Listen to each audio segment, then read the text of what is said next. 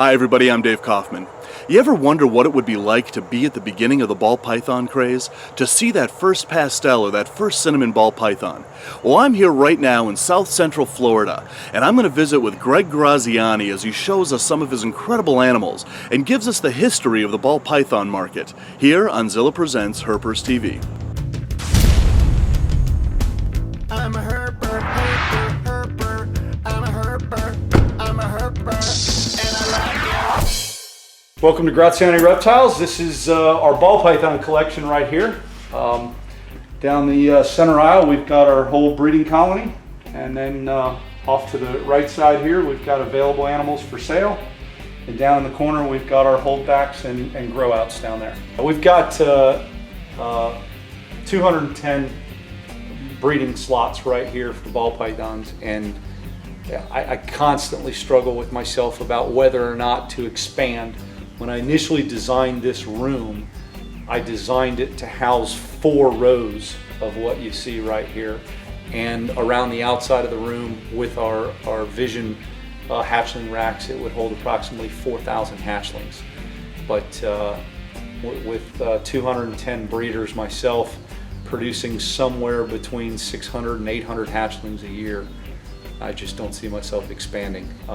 This is all 100% done by me. As a question I get very often is, how do you know the genetics on that animal and that one of your employees didn't mix it up? And the simple answer is, I have 0 employees. I was born in Miami and grew up in Broward County, out west Broward, which was pretty much in the Everglades. And I started in reptiles at about 7 years old, capturing local herps and selling them to pet stores. We're going all the way back to 1976 here. At that point, there were no big captive breeding programs. We had some of our pioneers out there breeding corn snakes and things like that, but everything sold in pet stores was actually wild caught. All of the exotics was imported in, that was typically wild caught as well. So, you know, growing up, my grandfather owned 2 big Italian restaurants in Miami. Would always ask me as a child, how are you going to make a living playing with snakes? And I honestly didn't have an answer for him back then, and unfortunately he didn't live long enough to see Graziani Reptiles come to fruition. But it was just a passion of mine, and initially I spent 21 years in law enforcement, and being in the right place at the right time and having the passion for the ball pythons is what allowed me to leave law enforcement. In 2005, I sold 2 ball pythons for $50,000. I was only making $36,000 a year as a deputy sheriff, and it allowed me to do this full time. Graziani Reptiles actually was a part-time business for me for the 21 years that I was in law enforcement, and I finally figured out that I could make a living doing what I love. And quite frankly, if you ask my wife today, she does not believe that I work. Let's start off with my favorite ball python. This is a shocker right here. This is the oldest ball python in my collection. This is a wild import. She was captively hatched in Africa and came over in May of 1991. And she is the mother of the very first captive hatched pastel jungles. She's actually been producing 11 to 12 eggs over the last 5 years per clutch, and I think she's produced well over 200 babies for us. She was bred to the original pastel jungle male, and she gave us 7 eggs. And at that time, we had no idea what dominant mutations were in the ball python industry. That was the first one. In 1997 was the year that we got 7 out of 7 pastels from this female bred to the original pastel male. You know, back in 1997, there were only a handful of proven ball python mutations. As a matter of fact, that was the year that the Snake Keeper proved out the axanthic and Pete Call proved out the piebald. Prior to that, we had ghost, caramel albinos, and albinos. And when we brought those first 7 babies to Daytona, we had them for sale for $2,500 a piece, and nobody was interested. And then 6 months later, as the pastels started to color up, we sent some of these photographs to the Snake Keeper, Dan and Colette Sutherland, and they immediately said, we want those animals. We think there's something genetic going on with those guys. So they bought 4 of the 7 original pastels that we produced.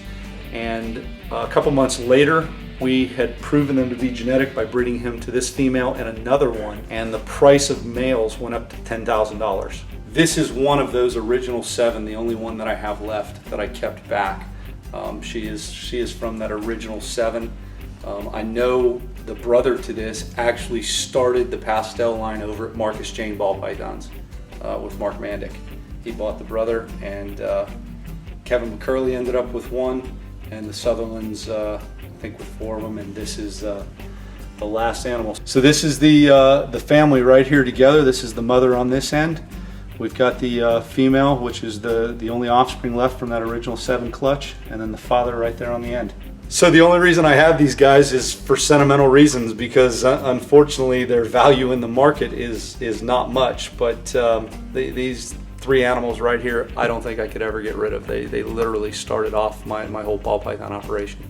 We've got a lot of really cool things here, but let's jump right to one of the coolest ball pythons that we have ever produced here at Graziani Reptiles.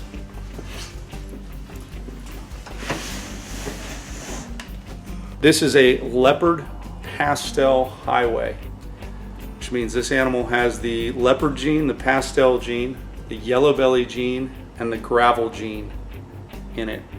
And the pattern, when these guys hatched out, they actually had a blue hue or tint to it. You can almost see that in the outline around the dark pattern. The first people to see it were actually floored to see a ball python with blue in it. So in the center, we've got the leopard pastel highway. And then off to this side, the real light washed out animal. This animal's in shed, so it's typically a little bit brighter. This is the super pastel version of the larger animal in the center. And then over on the other side, we've got just a pastel highway with no leopard in it. The initial leopards came from Pete Call. When he was producing out of his pied collection, what I think happened is when he was trying to make het pieds, we were getting in all kinds of wild, females to breed to make his hets, and I think the leopard gene got brought in like that. I had traded Pete a super pastel ball python for a piebald and a het pied, and what I ended up with was a leopard pied. 50% of the offspring were producing these crazy patterns, and when I bred it to a spider, I got this really gold and black animal, and it just reminded me, actually the first thing I thought was jaguar, but then we're thinking, the ball pythons are from Africa, let's go with leopard. And I called Pete, and he said, I've been selling these as visual hets for years. So a lot of people that just bought het piebalds actually got leopards. And initially we were thinking that the trait was definitely connected to the pied gene, because the leopard almost looked like a low white pied pattern. But after a number of breedings, we've proven that the genes are separable. We do have super leopards that are not piebalds, making the genes definitely separable. Every leopard is not het pied. I do have leopards that do not carry the pied trait.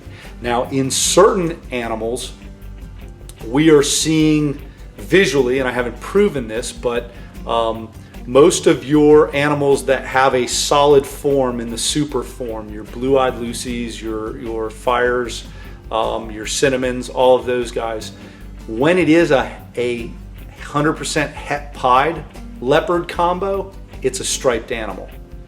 And then we produce animals that are not striped, which I believe are probably going to be the ones that prove out not to be het pied. So these are both super pastel leopard lessers.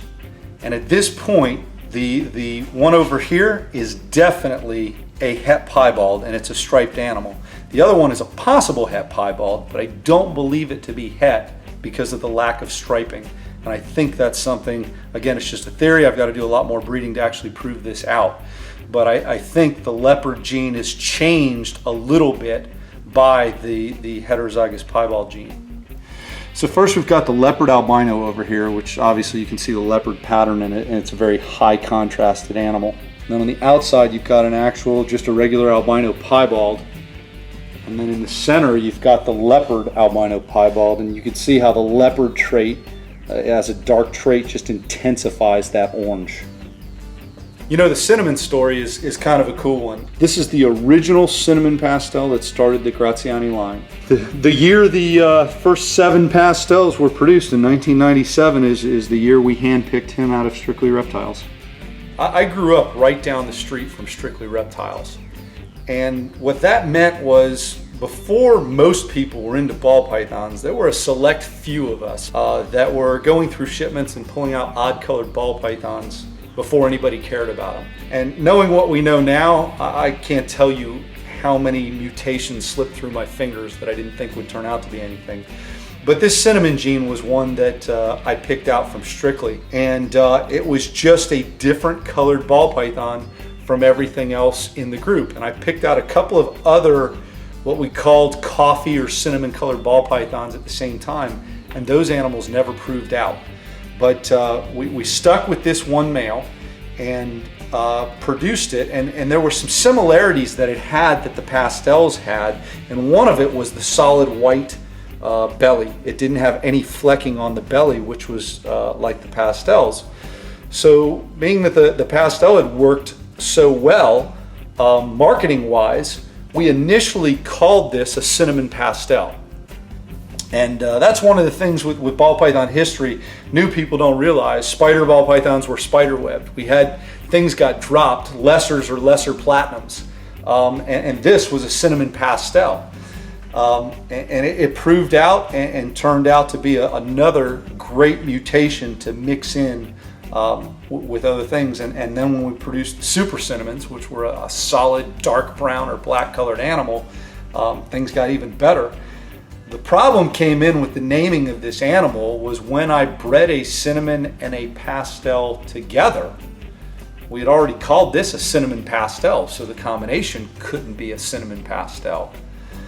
Luckily, the animal that hatched out was pewter colored, so we called those pewters. The clown project is one that's bugged me a little bit because I didn't believe that the clown was going to be genetic. As a matter of fact, in Philippe de Vaugelet's book, the Barkers even have a photograph of it saying they don't believe it's going to be genetic. And I didn't get into that project till later. As a matter of fact, the snake keeper took those first pastels they got from me and bred them right to clowns and got the jump on that. This is the first clown that we ever got at our facility here.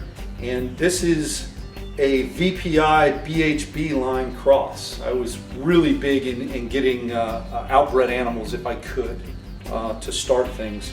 So this was a really nice female that we picked up, and over the years, she's a 2003 hatchling. She has produced quite a few offspring for us here. This is the future in our clown breeding project. And this animal right here is a super pastel leopard double het clown piebald male.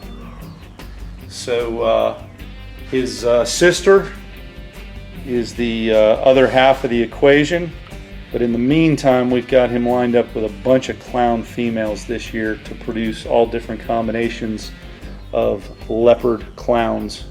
Pastel, super pastel, lesser cinnamons, pewters, all with the leopard gene in them. So right here we've got the yellow belly pastel clown and just a pastel clown on the left over here. So you can see how much high contrasting the yellow belly has. It really accents and outlines that dark outline on the clown, bringing up a nice bright yellow color on that animal. We're going to take a look at a number of ball pythons that I handpicked, most of them through Strictly Reptiles over the years, that just didn't prove out, but they're still incredible looking animals, and I've kept them around. Most of them are females that have produced pastels and other things. This first animal here is what we named our velvet pastel because the black on this animal was velvet black. And as a hatchling, this animal was the same orange gold color as an albino with black pattern on it. And we were never ever able to actually replicate the coloration of this animal. And then this was the first ebony ball python actually photographed in VPI's ball python book. And again, as a melanistic granite animal, we were never able to reproduce or prove this out as well. And there were a number of things going on. We thought this would be genetic. The striping, the coloration, the granite pattern on the side. Again, just another project that didn't prove out for us. This is a melanistic ball python. And it has almost the identical color to the ebony. It doesn't have the granite sides, but it does have the same color. And this animal has produced a number of pastels and other combinations for us. But as the animal has matured, it has grown this growth right here. And every time it sheds, the growth becomes kind of opened up. And it appears to be pure melanin. The closest thing I can describe it to is kind of a China wax marker. And it doesn't seem to be injuring or hampering the snake, but as the surface of that comes off, it is literally just black pigment. So I'd really like to get this animal to some type of dermatologist or somebody that could kind of look at that and see what this kind of tumorous growth is that has all of this melanin in it. But we were unsuccessful in reproducing any type of melanistic ball python from this animal. Bred to pastels, they produce really, really pumpkiny orange pastels. And that's one of the things with ball pythons. With the chromatophores, we don't even know at what level the color layers are and how many colors are actually in ball pythons, and that's why we keep creating new and crazy color combinations, because sometimes one gene opens up the key to something else, and we just keep creating more and more and more. What's your opinion? Knowing what we know now, if you could go back to the beginning and work with any ball python morph, what would it be? Comment below and share your opinion. You know, one of the things that makes herpetoculture so incredible, especially in this day and age, is all the morphs that we've been able to come up with. Not just in ball pythons and corn snakes and boas, but now in alligators. And you'll see those with some amazing venomous snakes on the next episode with Greg Graziani. It's a great time to be a herper, and we'll see you next time on Zilla Presents Herpers TV.